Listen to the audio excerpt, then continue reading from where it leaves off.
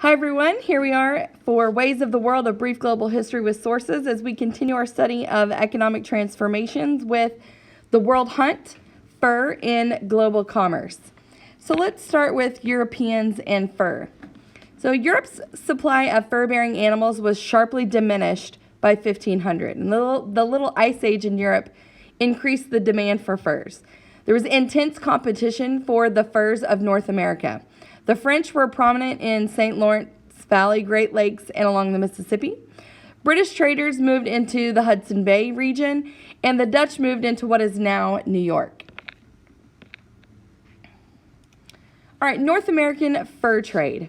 So Europeans usually traded with Native Americans for furs or skins rather than hunting or trapping animals themselves.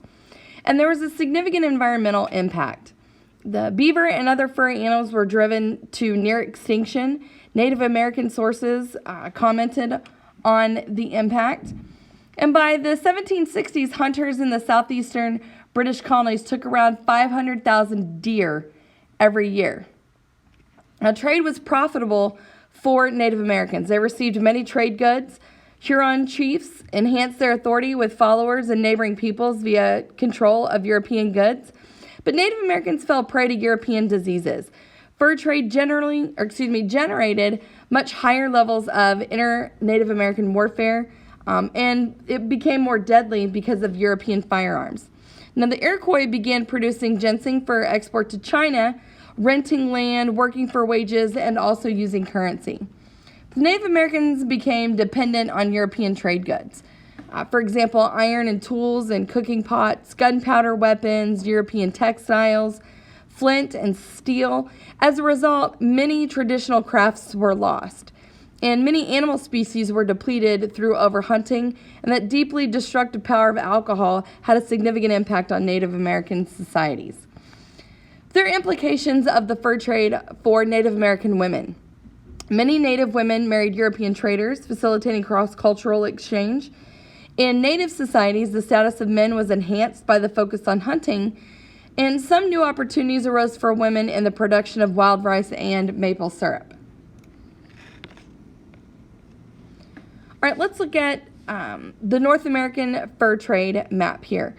North America, as well as Russian Siberia, funneled an apparently endless supply of furs into the circuits of global trade during the early modern era.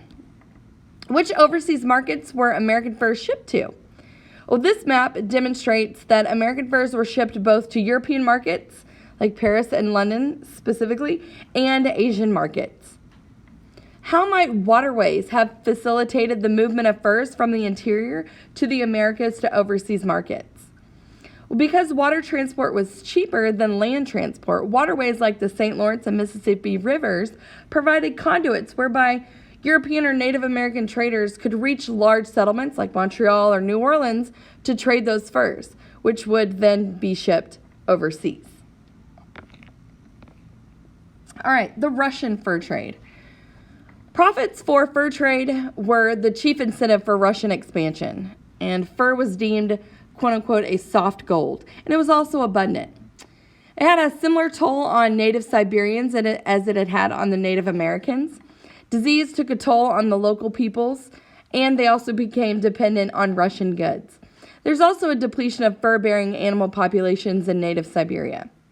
Now, the Russians didn't have much competition, so they forced Siberians to provide furs instead of negotiating commercial agreements. And the private Russian hunters and trappers competed directly only with the Siberians.